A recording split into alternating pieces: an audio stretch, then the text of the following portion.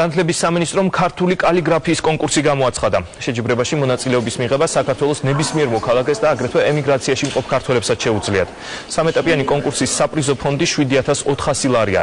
საკონკურსო ნიმუშები მონაწილეებმა 12 აპრილის შათვლით ხელნაწერთა ეროვნულ ცენტრში უნდა წარადგინონ.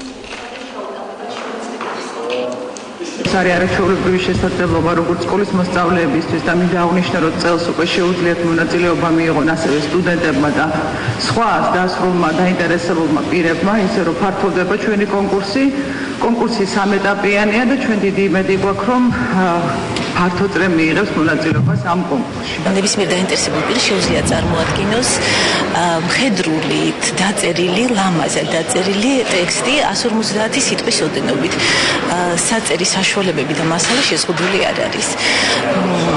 ზოგად საგანმანათლებლო სკოლის მოსწავლეებმა თავისი ნამუშევრები არაგვიანეს 30 მარტისა უნდა წარმოადგინონ სკოლაში და პროცედურა ასეთია: სკოლები შემდეგ წარადგენენ რესურს ცენტრში, რესურს ცენტრები სამინისტროში, ხოლო სამინისტრო მოგვაწოდებს ჩვენ.